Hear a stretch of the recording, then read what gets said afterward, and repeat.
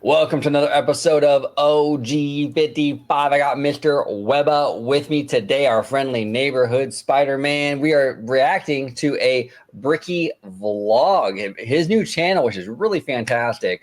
We're going to watch it, break it down, analyze it up next on OG55.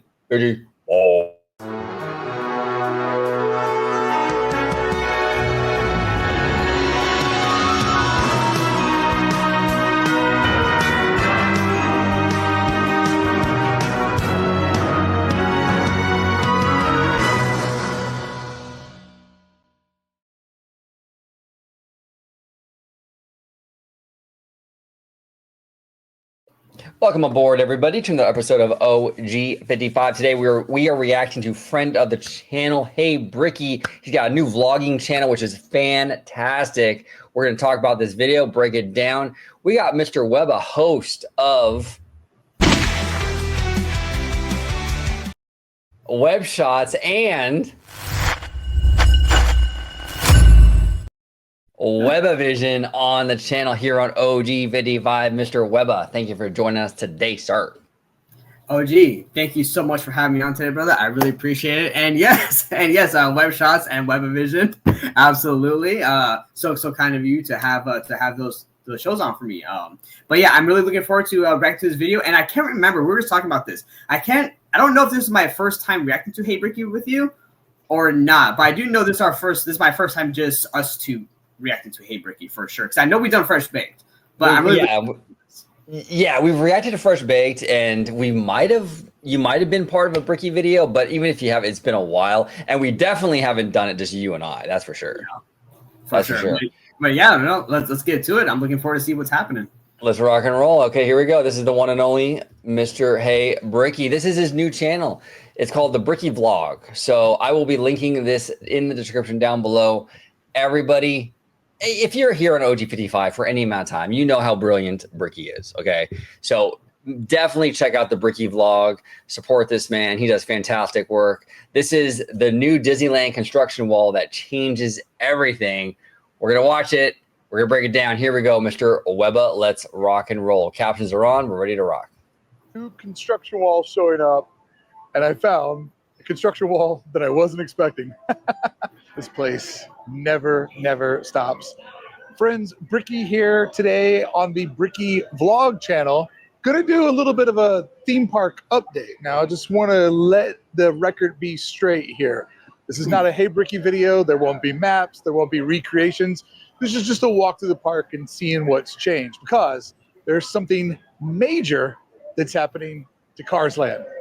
Not necessarily a good thing. I mean, it will be at some point, but in the short term, Cars Land is kind of go back to where it was around the pandemic times. As progress always rears its head, so do a couple of compromises all along the way. But I was not expecting to find construction walls over here on Sonoma Terrace. But good news, one of the best bathrooms. Sometimes the caterpillar has to go into its cocoon. And, you know, the cocoon isn't that beautiful, you know, it's like whatever. But when it emerges as a beautiful butterfly, it was all worth it, you know. And that's kind of what I see this stuff as, like with DCA 2.0. I mean, I was a regular at the parks back then, and like it was crazy how like you couldn't go through the entrance. You had to go through like where like the Soarin' building is, through that little pathway, and there was all kinds of inconveniences and stuff, and it sucked for years.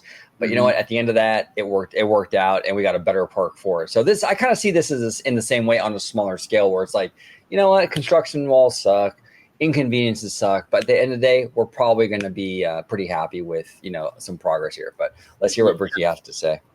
Rooms is still accessible, and you can still get to the Magic Key Lounge, which, by the way, if you're a Magic Key holder and you're not using that lounge, you really should. It's a fantastic way to kind of get away in a little bit more of a quiet atmosphere.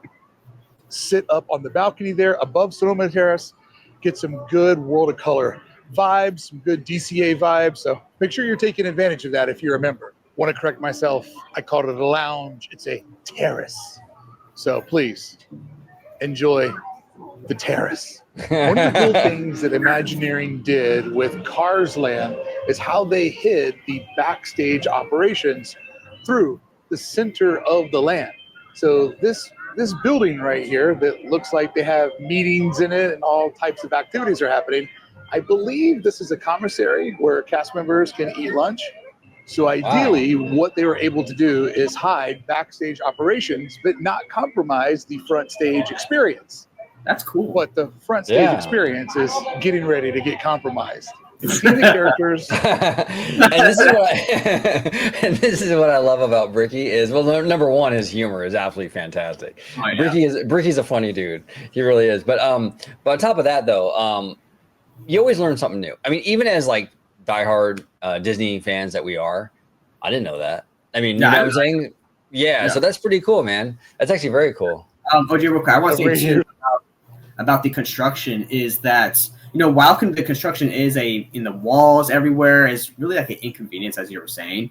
I've kind of become, again, you know, we're like local, so it's not really a huge deal for us. I know it is for like tourists, out of state, out of town travelers, for sure. However, anytime I see like new construction going on in the parks or projects, it actually gets me excited, and that's probably a courtesy to Fresh Baked because, you know, I have more appreciation for the workers who construct and build these projects, right? And when I see stuff being updated, demolished, and rebuilt or whatever, I'm like, that's new stuff coming in, you know, new materials, new wall, new flooring, new piping, new everything. And I'm like, it's always creating new, like, new environments, new materials in the park. And I like that. I think it's cool. Oh yeah, as a diehard fan, like I love the walls, I love the progress. Yeah. You know, I love the potential. You know, like you were saying, as a tourist who maybe isn't as like in it like we are. You know, it's probably not so great. You know what I'm saying? Because they walk in there, it's a bunch of walls, and it doesn't mean as much to them, you know, what's coming out in 5 years. So, yeah, I can see it being an annoyance for, like, some casual Disney fans that are coming from out of state or whatever, or out of country even. But as a Disney diehard nerds like us, man, I love when the walls go up, dude. I can't freaking wait for the Eastern Gateway to start. Just sign me up now, dude. Let's do this, you know? So, it's fantastic. It's fantastic stuff. And you mentioned Fresh Baked. Fresh Baked does a lot of great construction stuff as well. We have a fantastic West Coast content community between Bricky and Fresh Baked. We got Mr. Theme Park Wizard over there doing the Universal stuff big time. And Wizard does Disney too, but man, he's really made a brand for himself with the Universal stuff, and he just crushes it. So we got a lot of great people out here on the West Coast, you know, so it's pretty cool. Oh yeah, we do. Yep. For Springs, drive on the street. Don't get you excited. You are dead inside, man. So essentially, this whole back wall creates a division line for front stage, backstage, but it also creates a visual division line so you can't easily see into Avengers Campus. That's kind of what we're getting to today. Because without the commissary, you would easily be able to look over and see the Web Slingers building. Now, Imagineering was smart by making Avengers Campus themed after an industrial warehouse complex, which does mend well with a junkyard on its outskirts. But this building is doing a lot of work for the guests and the cast members. So all along this back wall behind the cones is a backstage operations part of the park. Perfectly hidden, perfectly blended in, doesn't compromise your day at all, but allows them to do their job correctly. But what happens when you need to get into that area and service some things or make some adjustments? Then it does affect the guest experience. And that's what starts today. Grand opening, grand closing. So essentially, from the back edge of the curio shop all the way over to Avengers Campus, this back thoroughfare is shutting down as of today. By the time you watch this, the road, pathway, thoroughfare should be cut off, meaning that now Cars Land is a dead end, and so is Avengers Campus. You can no longer move between the two lands.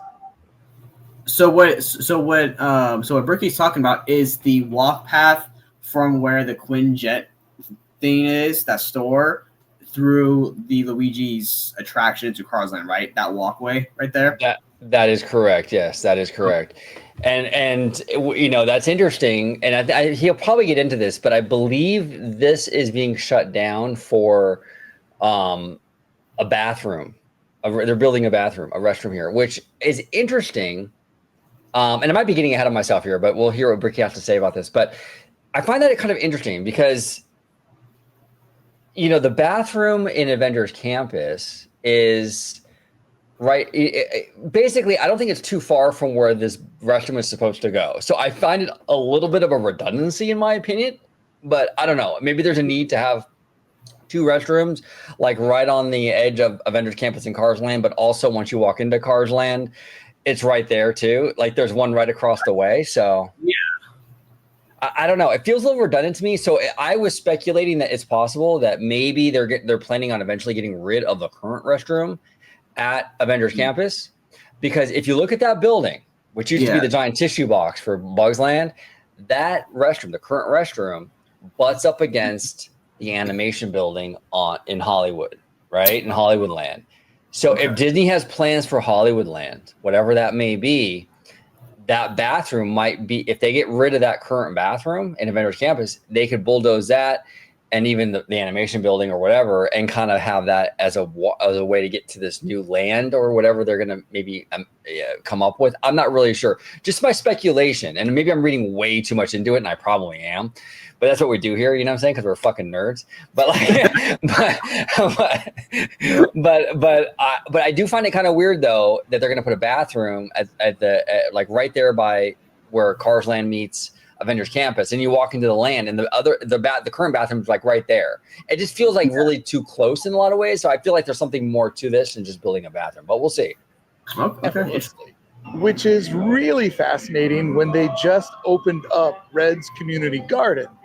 This is a brand new project here at the resort, and I believe it's already going to get put behind construction walls. So I guess there is a chance that this line here, this side is construction and this side's still open. So maybe people will be able to go in there and they'll just be eating amongst the vibes of construction walls. But we're losing this path. And for die-hard DCA locals, you know how crucial the Luigi's path is. Well, excuse me, it looks like it's already up. And based on the descriptions I got, I was told that the wall was going to start over at Curios and take out this whole path.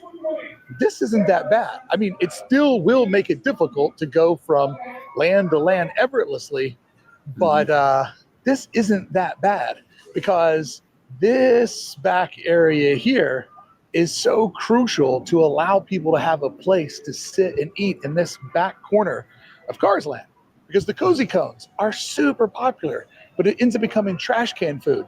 Not that it's not good food. You talk about food, you have to eat on a trash can because you can't find a table. I don't know about you, but I don't like eating on top of the place where I'm going to throw my food away. I don't do it at home. I don't do it at fine dining restaurants. I don't want to do it. Yeah, so I brought this point up in another video we did. I don't remember what it was, but it was me, you, and George. I don't remember if there was someone else there. But I was talking about that in my opinion, and that Disneyland as a whole, the resort needs more restaurants, needs more sit-down restaurants, whatever. But not only that, it just needs more fucking seating. You know, especially on a packed day. Like, I remember going to the park at times when it's been super packed, and there's nowhere to sit. There's, you know, I mean, of course, there's always going to be more people than tables, but there's nowhere to sit. You have to just eat your food on top of a trash can, and it's like, dude, and then all the trash cans are full, and it's just like, it sucks, dude. It sucks. So I wish there was a way that Disney could try to find a way to add more seating somewhere, like maybe like in areas kind of like behind Bricky right here, where there's kind of like that little. You have the railing, right? You have the sign. Maybe it kind of spots like those. They can add more, like kind of pave that and add more seating or something. Because sometimes you just can't find a spot to sit, and no one wants to eat standing up. I don't. I'm walking around today. I want to sit my ass down. You know? Yeah, I completely agree with you. Yeah, that's a big problem. I want to sit down. I don't definitely. I agree with you on that. I agree with Bricky too. It's kind of gross eating on a trash can anyway, because that's where everyone throws their throws their garbage. Yeah. God knows what's in there. Like, and you're eating on top of it. It's like, oh god. Yeah, I know exactly. That's gnarly, bro. Like that's gnarly. You know what I'm saying? But it's like, you know, it's like, what else are you supposed to do though? I mean, there's nowhere else for you to go and put your food on. Yeah. You know, No, like, exactly. So it's kind of wild. Actually, we were just at Universal. I've been at Universal quite a bit actually lately, but they have a lot of cool like stand-up tables. Like I got this. By the way, it's amazing. If you go to Universal Studios Hollywood, they got this walk and eat like Fritos chili thing, and it's basically like a aluminum bag with like Fritos, and they pour like chili with like melted cheese on it, and it's like in this little handheld bag, and you can walk and eat it. It's like the perfect handheld food, and it's amazing, bro. This food, I wish they sold this at like my local supermarket. I would buy like a dozen of them. They are fantastic. But I was rocking one of those, and then they had like right there. It was right across from like the One Piece thing for FanFest. They have like these tables that there's no seats, but they're just tall tables where you stand and you just stand at this this high table. Well, I'm like, that's a clever, use. Like, hey, maybe they don't have the chairs and all that, but at least you have an actual proper table to stand at. I don't really know of any Disney like I don't think DCA or Disneyland offers anything like that, and I think that would be a great option. Well, I think DCA, the only spot I know of, and I don't know if it's there all the time, but during like food, like the was it the Sip and Savior Pass event or whatever? When you could have all the different foods. I know that like by aerials, there's kind of like all those little square tables along like the side of aerials there where you can stand and eat there. But I can't recall if those are there all the time. I think they are, but I don't know for sure. Okay, yeah. That's interesting. Yeah, I don't remember those, but yeah, maybe they're not there all the time or what have you. But I like that. I like those tall tables because it sucks standing up, but it's better to stand up and actually have your food on a normal table instead of a trash can. But at Disneyland. So if this stays open and we can still come over here and sing Pumpkin Pumpkin Halloween, then it's not that bad of a deal that this wall is all we have to compromise on the state of progress.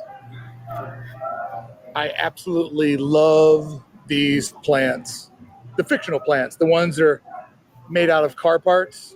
Just such a great storytelling device. Absolutely. If it stays this way, we are in a good spot. We already made this compromise when we were having Avengers Campus be created. So we've lived with the dead end before. The only difference is we've never had the dead end separating the newest land in the resort. Are you seeing these new kicks that Bricky's wearing, dude? Those are fire, dude. Dude, those friends. As he was talking, I'm like looking at his outfit, and I'm like, he's got the vibes of a ride shirt. He's got those yellow kicks, bro. I was like, damn, this guy's fire right now. Absolutely. He's got the mustard yellow on. Hi, mustard on the beat, ho. There we go. Avengers Campus from the best land in the resort, Radiator Springs. So we'll be interesting to see how this locks up traffic, and it will ruin just a little bit of the Oogie Boogie vibes when it's time to trick or treat, because I love this path for trick or treating. Check out this attention to detail. So there were two billboards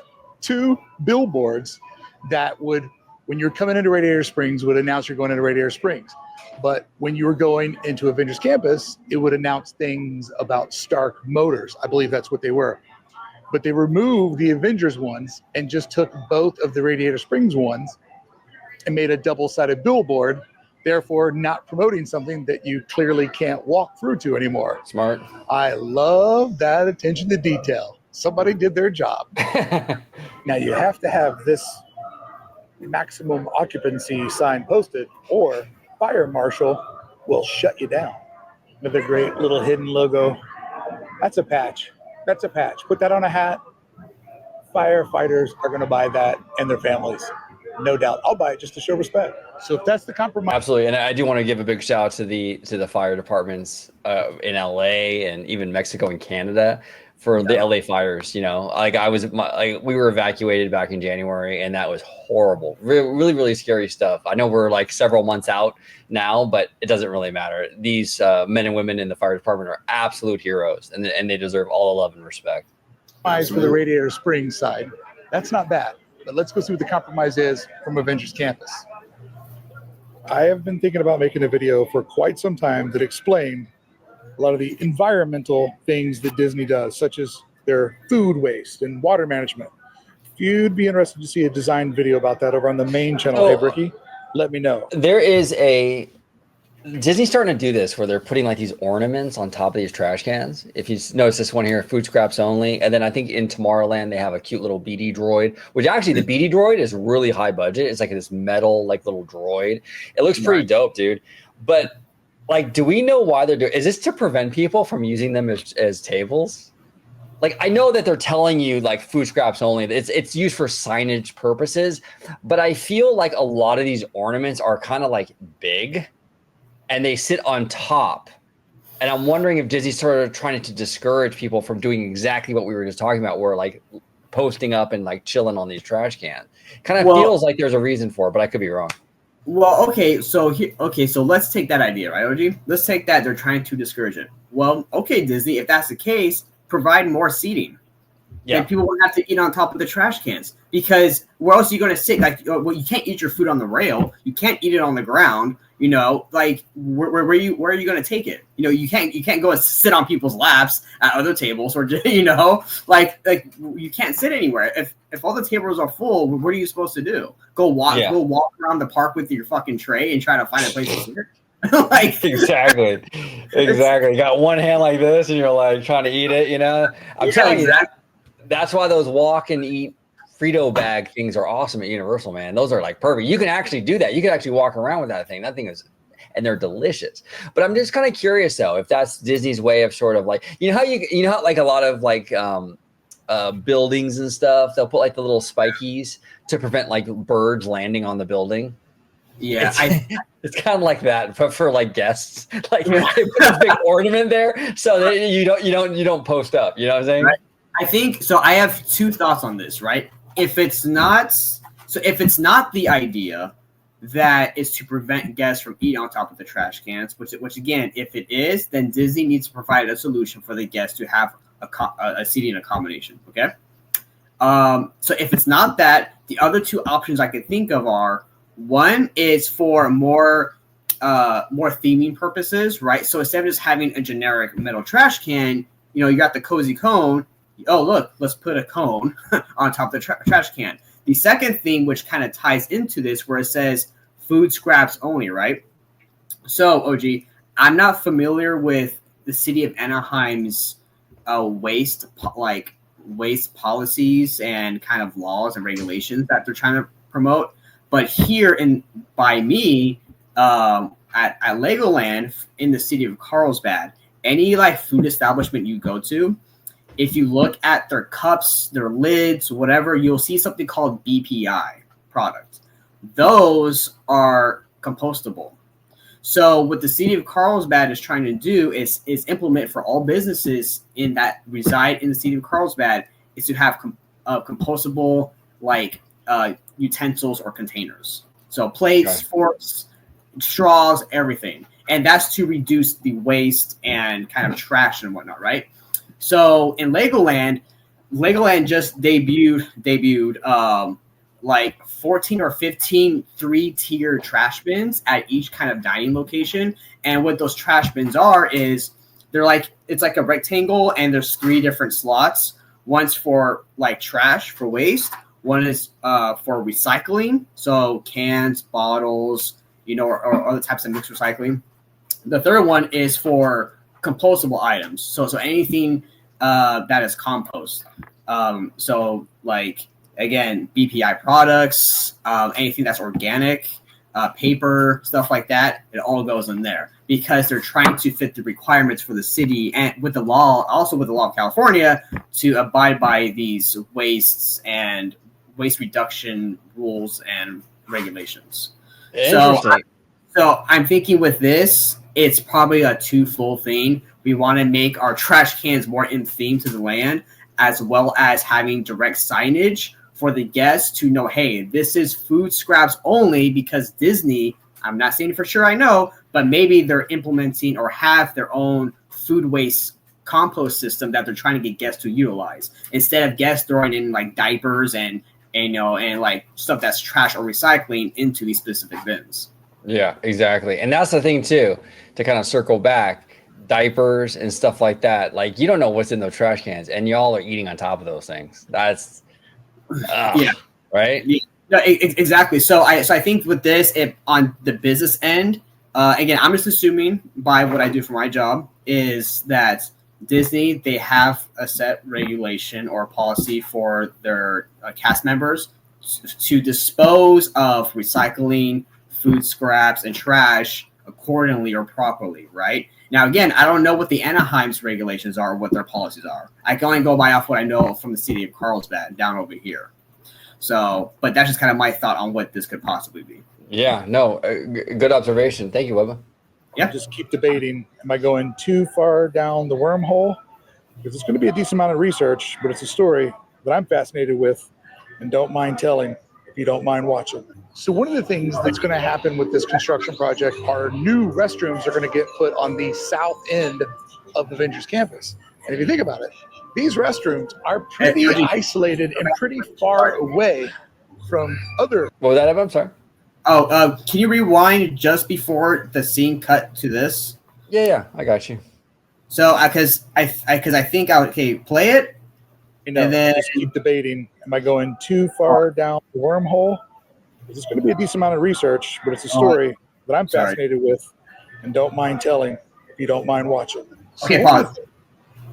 So at that last bit there, if you looked at the trash cans, the front of the lid that you put the trash into, the one with the cone had a green lid that represents compost. The trash can next to it, the lid was blue, which represents recycling. Right. And I always wonder, like, because my local mall has that too with that stuff. And I always wonder, like, how many people actually abide by that stuff.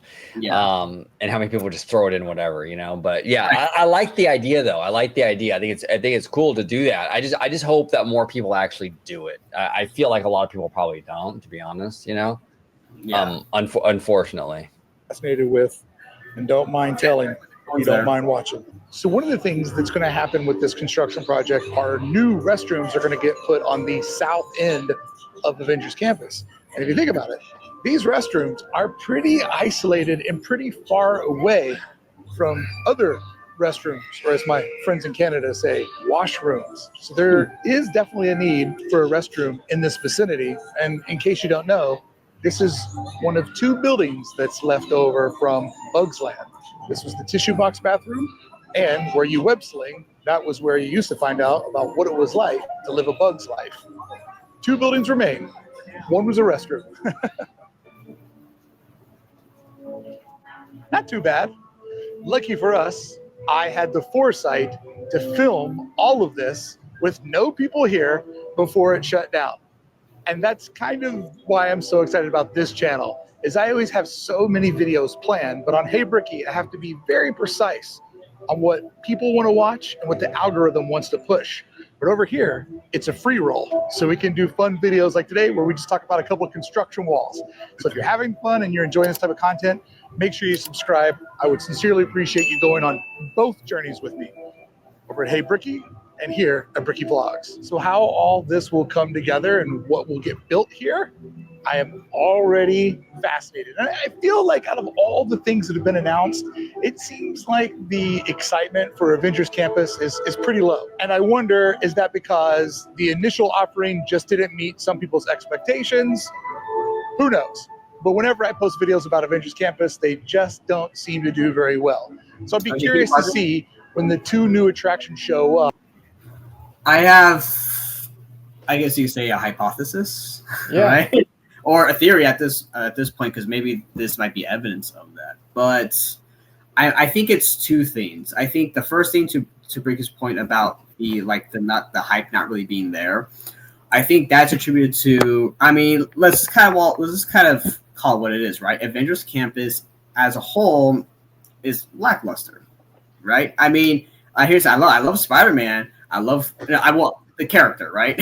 I love Guardians, and I love the ride. I love the music blaring into Avengers Campus, but it's not a very strong land, in my opinion, right? I mean, I like walking through there, hearing the music, seeing the characters, but it's not very strong yet, right? So I think with that, and having I'll be honest, a crappy Spider-Man ride. Sorry, Jay.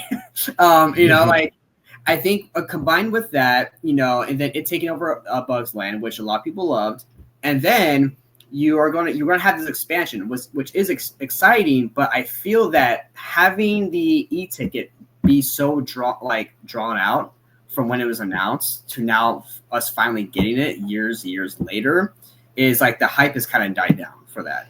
And then on top of it, and then on top of that, OG, with the Stark Flight Lab, right? I mean, I'm fine with having a Tony Stark attraction.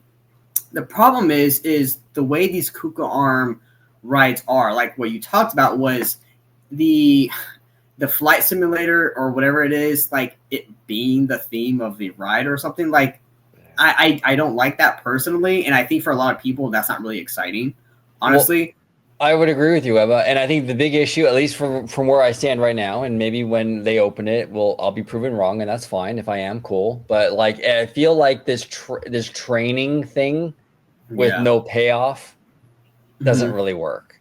There's no payoff. You sit there. I can already tell you what this attraction is going to be. You're going to sit on this Kuka Arm, and you're going to hear the announcer. Okay, recruits. Now we're going to do the barrel roll just like Iron Man does.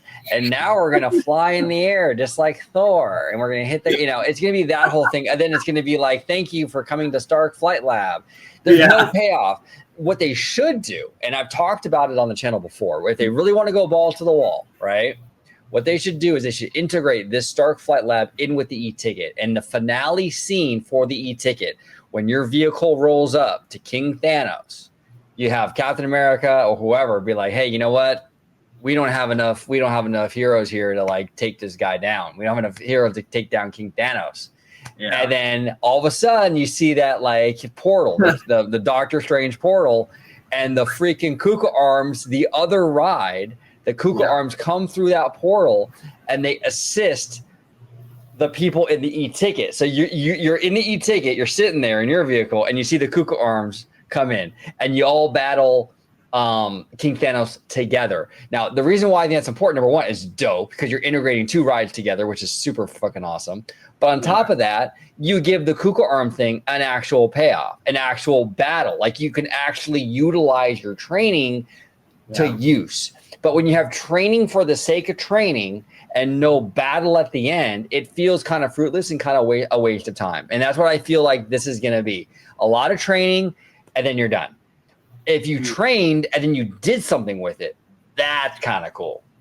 Exactly. OG, exactly. So I think with all those things combined, the hype just isn't really there. Like, I'm excited for the new stuff. As I said, right, I'm always excited to get new stuff. However, like, I'm not hyped about this, and it's just, again, because the e-ticket's been so long. Like, when the hype has been there and then you're waiting so long for something, I'm just not excited. Like, again, back to my point, I always say, OG, I would rather know about the attraction when it's officially like happening, like being built in the park. We were told about this fucking thing how long ago now? For the 2019, dude. Okay, yeah. So exactly, it's 2025 now, dude. So it's like I'm not hyped, dude. Like, I was hyped initially. I'm not anymore. It's been too long. Bro, they made this announcement. I was at that expo. Okay, they made this announcement, the same expo where we got our first reveal of Dark Ray. Remember in Rise of Skywalker with the double-sided crazy lightsaber? And we were like, oh my gosh, what Ray is she gonna go dark? What's going on? It was the same expo as that. That's how long ago this was announced, bro.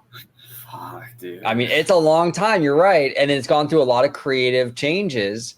And some of those changes are out of necessity, right? Like, I heard a lot of it was capacity issues. So the Imagineers couldn't quite crack the code with the initial concept and the capacity, which, look, that's the thing. You can come up with a dope idea, but if it doesn't work in the real world operationally, there's not much you can do with that. So I get all that. But 6 years? 6 years now. bro, when this thing opens, it's going to be more like a decade because this is going to take probably about 2 years to open, right? So you're looking at about 8 years from that initial expo in 2019. Exactly. See what you're saying. Personally, I would have been. I mean, it doesn't. I mean, now I guess you could say like it doesn't matter either way now because I'm not hyped anymore. But you know, like I would have been. I think everyone would have been better off not even knowing this ride was a thing. You know, because look, I mean, they're just now starting to close stuff off, right? This would be the time you announce that stuff, right? And that's what Universal does, which is a smart move because by the time this comes around, you know what the attraction is going to be. Yes. Disney, though, the problem with Disney is that they're kind of on this kind of like you fall on one side of the trap or the other situation where they have a Disney Expo, a D23, and a Destination D. You know, so they have these expos where fans expect announcements. Well, the problem with that is that they go out there and they announce stuff, and then during this creative process, things inevitably get cut and altered, and then they screw themselves because it's not the thing they promised. We just did a video. I just did a video with George about we reacted to another Hey Bricky video, and it's like that's the problem with like Avatar right now, and Coco even, where it's like. Josh gets on stage, or as Bricky calls him, JD. JDZ gets on stage, right? JD gets on stage and he makes all these announcements because he has to, right? His job depends on it, basically. Like he fumbled the bag too many times with these expos, and he's got to recover. And he wants to be CEO, so he needs all the good headlines. So he gets up there, he announces everything under the sun. Pandora, you're getting Coco, you're getting this, that, and the other. The problem is it was clear they didn't have a plan for any of that stuff. They don't know where Coco's going. They don't know where Pandora's going. Like, I feel like it was like, we're going to announce it now because Josh needs the headline to help Josh, and then we'll figure out the logistics later. And they're still trying to figure that out. Where are we going to put this stuff? You know what I'm saying? So it's like, that's the issue I'm having where Universal, they wait, literally they wait until the walls are up. They know what the ride's going to be. They have shovels in the dirt already. Half the time, the shit's already like being built like vertical, and they announce it. Like, it's crazy. Universal announces things way late, but Universal doesn't have Comcast Con every year. So that's the other thing. They have the benefit of not having these conventions where they're obligated to like announce stuff. So exactly. And I think it'd just be better. I know I'm repeating myself a lot, but I think. We would just probably be better off not even had known that ride or attraction or this expansion that Walt Disney Imagineers were working on was even a thing. You know? No, I agree, man. Sometimes it's better not to know it. And then you drop it on them. Bam! You just drop them you drop the good news on them. You're like, boom! Here you go. You're getting this now. You know what I'm saying? Oh shit!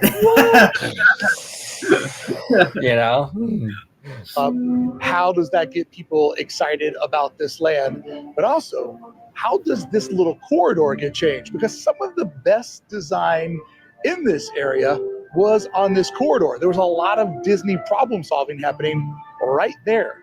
And one of my favorite details was something that was painted on the wall. Now, I'm almost positive that crane is from the bumper cars that used to be here. I think that is a holdover. But I really like that corridor. It'll be exciting to see what we get next. And since the wall is going to be here for a year, I'm surprised they didn't do. And here's the other thing too. I just want to say, I do want to give a little bit of love to Avengers Campus. One thing that they got right is the music volume, right? Because that hypes you up like crazy. That's one thing I love about. I know I'm talking a lot about Universal, but I mean lately I've been going there quite a bit. But Universal does the same thing. You walk into the entrance to Universal Studios and they're blasting the Back to the Future theme song. I mean they're blasting all the Universal stuff, and it gets you in the mood. It gets you so hyped for this thing. Avengers Campus, same thing. You walk in. Dun dun dun dun, and it's like loud, and it's like, yeah, let's do this. It's one of the best parts about the land. It gets you so energized. So yes, and this is what, not to go too far off topic, but this is what Galaxy's Edge is missing. Oh, 100%. How do you have a land? How do you have a land based on Star Wars where the music is literally a character? Yes. The music is a character of that friend. The music is in and of itself a thing. Star Yes. Wars is so rooted in that John Williams score and all that, and then to just be like, you know what? Let's do a Star Wars land and have it just dead silent. Like, how do you do that? It's so it's like malpractice. It is. Yeah, absolutely, dude. And it's like, yeah. Oh, come on, you know? Do something that would make this more of a photo moment.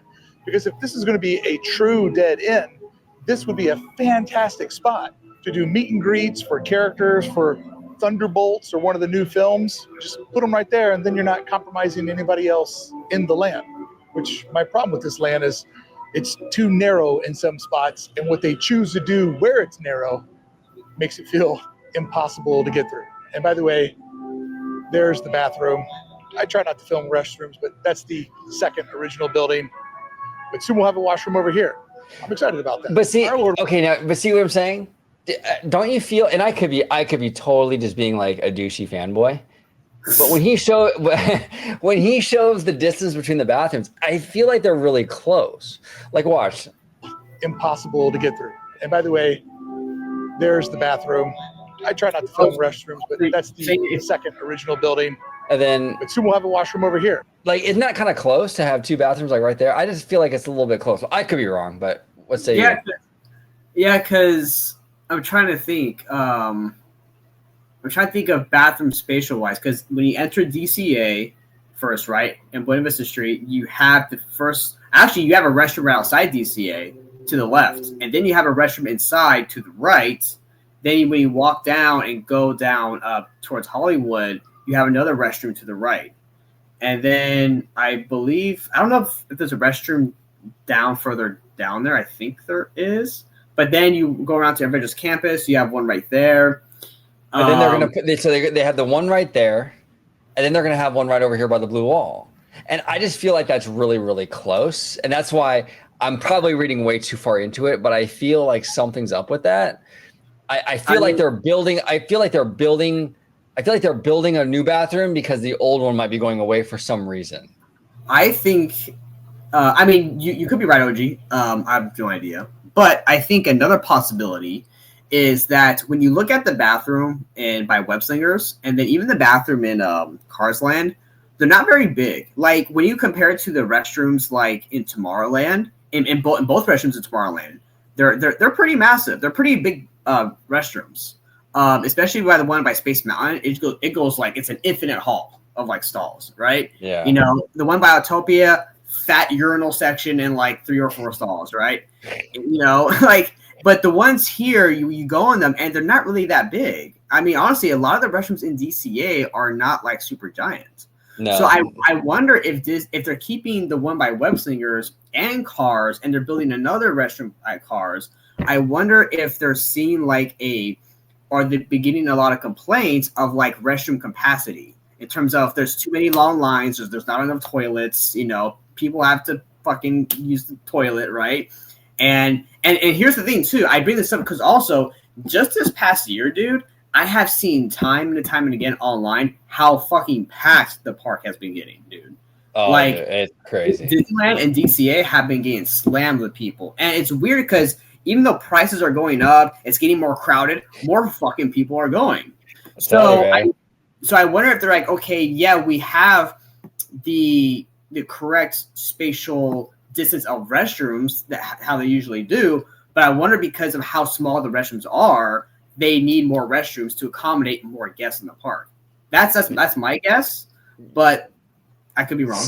No, it's a solid guess. Yeah, it's interesting. It's interesting. This is the kind of stuff I love, and the stuff that he covers, Bricky, because it's like I love this kind of infrastructure, like chess game that Disney does, and that's why the Disneyland Forward thing is like that on steroids, which is awesome. I love it. I'm excited about that. Our Lord, what's up, bud? How you doing? Nice to see you, bud. Legendary outlaw. I've heard about you. You're up in Guardians of the Galaxy. I just wanted to tell you got great taste in music. That's all. I love your mixes, bud. Do you have a favorite song? I do. This Is the Day, which was in your last movie. I don't know if you're aware of your movies, but you were in a movie, and that song was in there, and that was my song in 2020, so I loved it.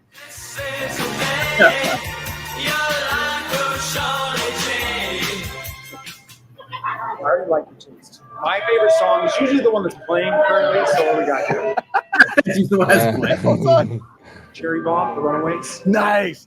Early Joan Jett, my man. That's fantastic. All right, I just did. Thanks for keeping us safe. I appreciate you. Hey man, we gotta get Star-Lord back on the vlog more often. All right, I like that dude. He's great. It's fantastic. I took a couple pictures. Oh, awesome. Oh, you have that. Yeah. Sorry, I wasn't paying attention. There you go. Thank you. I appreciate you. Hey, Star-Lord is cool. That was great. There he is. He's the man. Now, when most vloggers would take you for a ride on this, I'm going to take you for a different kind of ride. I'm going to take you for a ride into the future because my question is... Wait a minute. Did he say a ride into the future?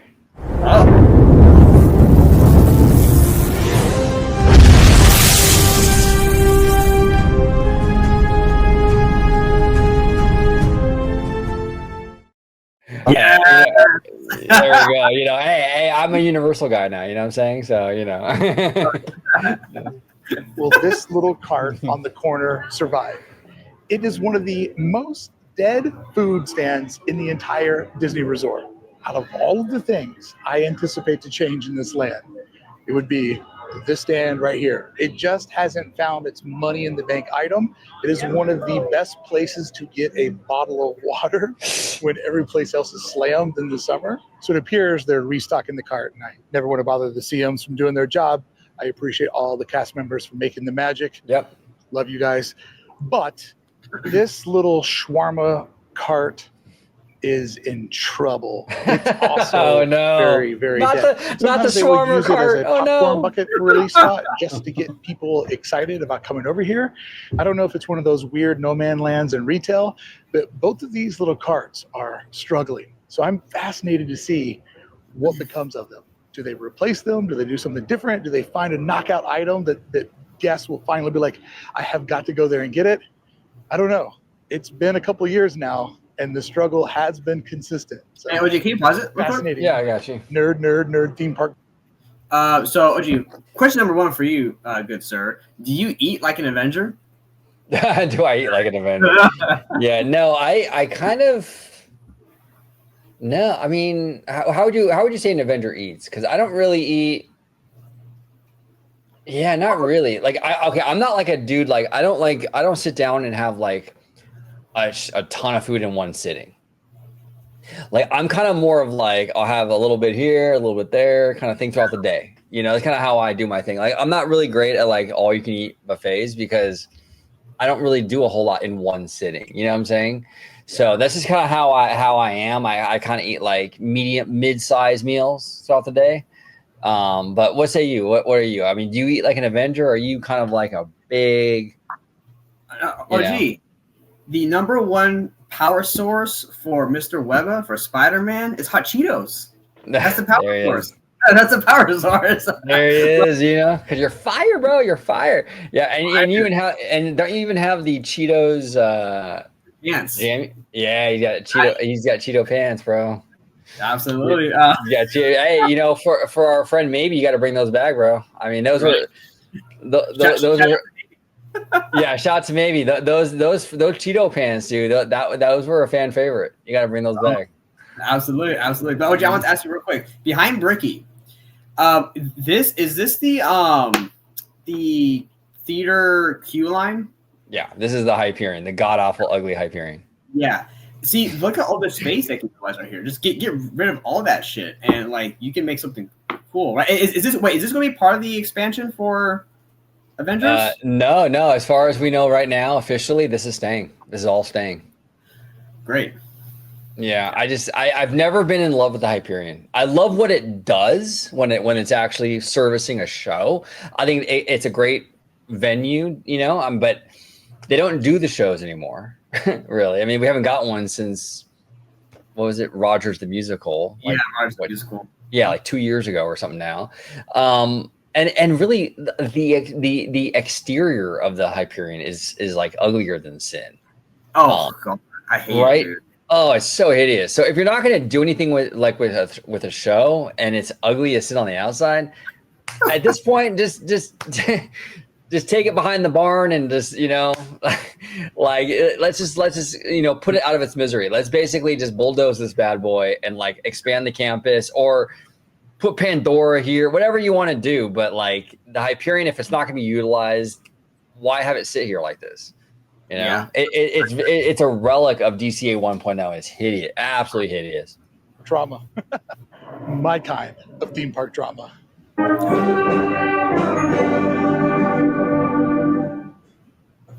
Here's another little project that's going on, a transformation of the old soap opera cafe. It wasn't the real name of it, but it's wild to think that at one point that was a diner based on soap operas.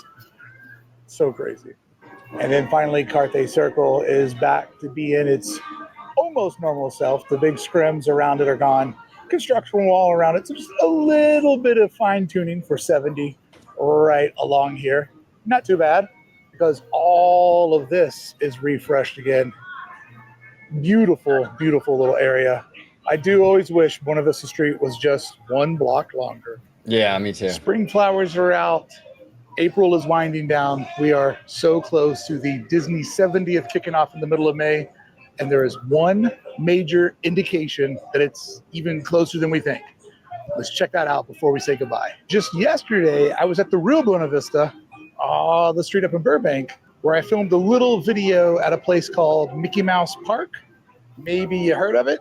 If you didn't check out yesterday's video, you definitely want to go check it out. Little PMA, positive mental attitude, from some of the worst news that Walt ever got. But don't worry, he rebounded and the story becomes an inspirational one. Check out yesterday's video where I went up to the real Buena Vista right behind Walt Disney Studios. There's one of these left on the DCA side and on the Disneyland side, getting the last turnstiles updated for the 70th, predicted increased audiences.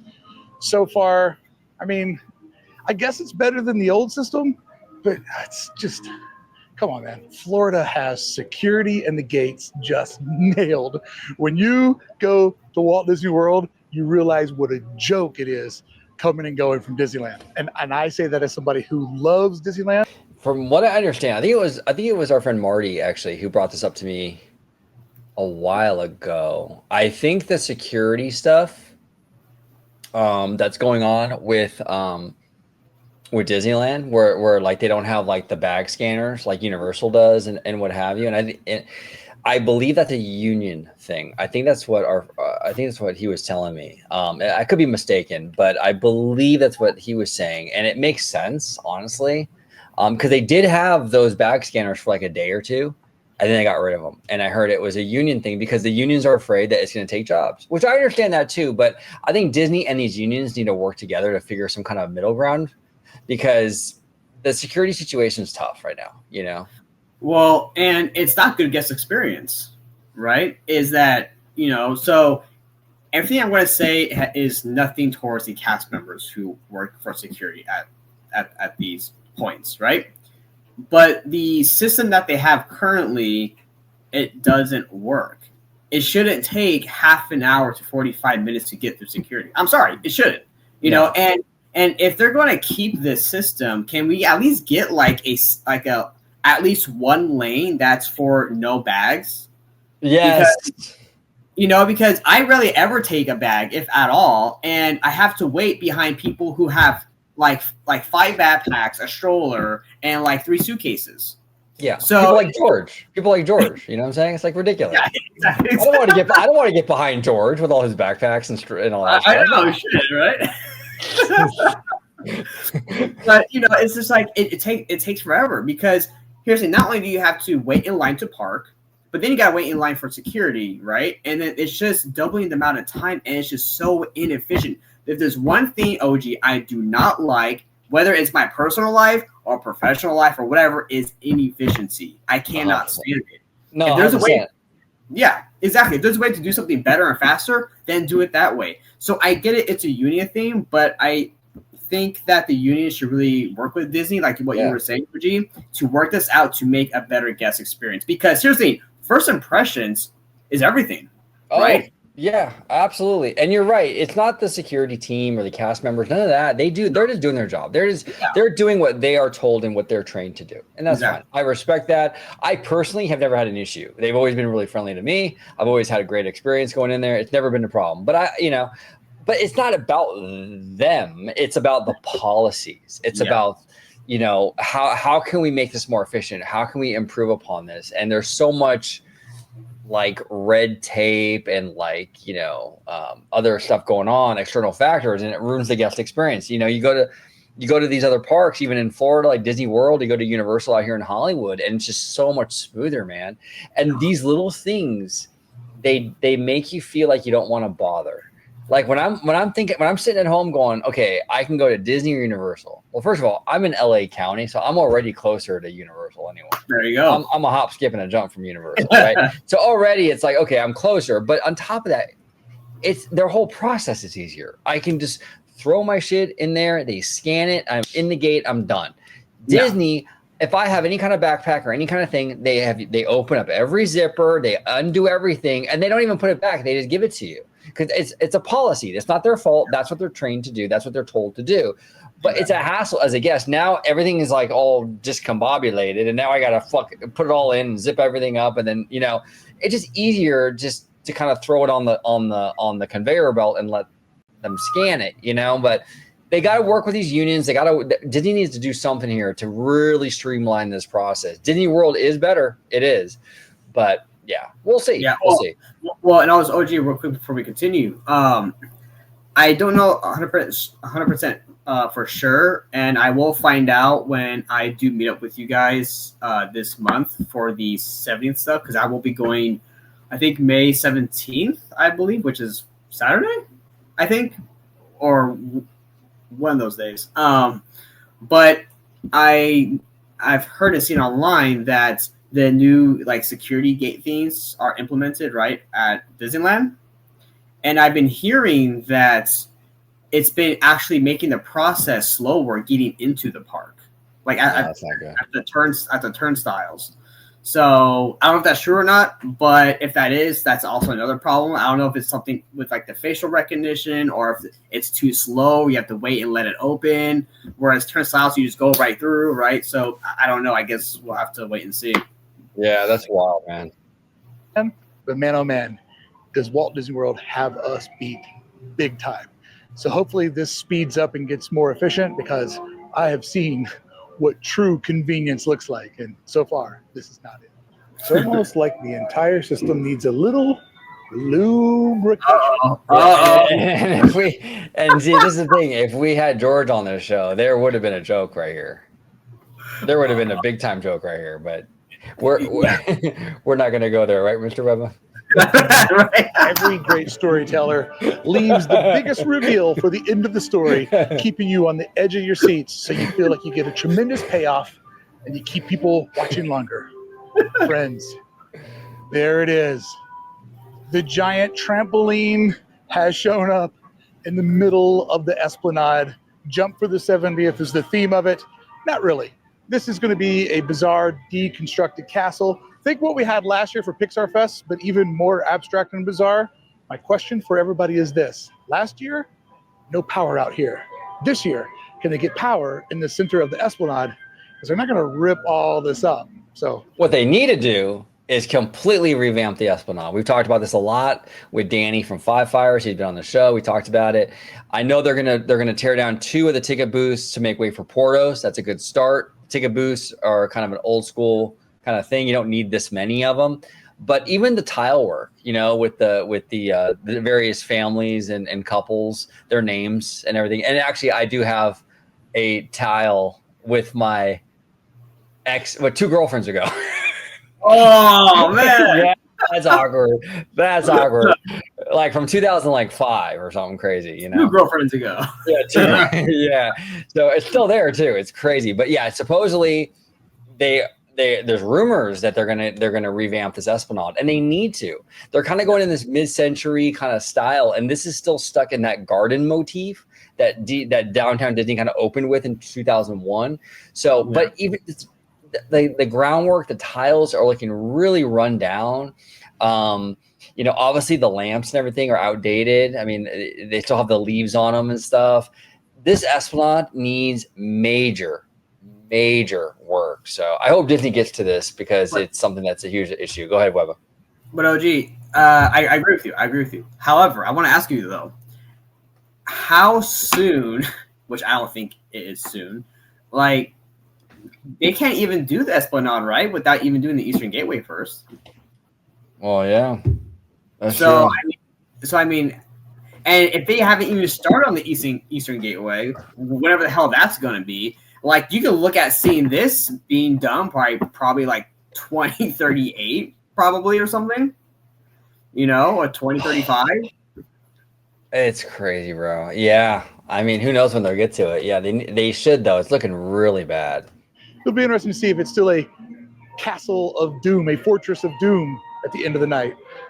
All right, friends, from the edge of the thing that has everybody the most excited, the deconstructed Dark Castle that's showing up. Thank you so much for going on today's adventure with me. Hope you're having fun over here. And if you are, don't forget to subscribe to Bricky Vlogs. Subscribe to Bricky Vlogs today. I'll be linking that down below. And again, a big shout out to his mustard yellow Nikes. Hey, mustard on the beat, ho. All right, Bricky, I want to thank you, brother. You are amazing. Another fantastic video. Mr. Webba, any final thoughts before we get out of here, bro? Absolutely. Well, I would like to say thank you to Bricky for the awesome video. As always does great videos and great vlogs too, and his comments and everything really great. But yeah, OG, I have to thank you for also bringing me on today's show. It was awesome. Finally on a Saturday I get to actually record with you. Yes. Right. Yes. So yeah, it's great. But yeah, you guys can find me at home on well, not at home, but on internet, Twitter, Mr. Webba at Webslinger760, and then Instagram and Threads, Mr. Webba at Cobweb91. There he is. Make sure you follow Mr. Webba. Make sure you subscribe to Bricky Vlogs. Thank you so much for watching this episode of OG55, and until the next time. Thank you for watching OG55. If you aren't already, consider becoming a member today.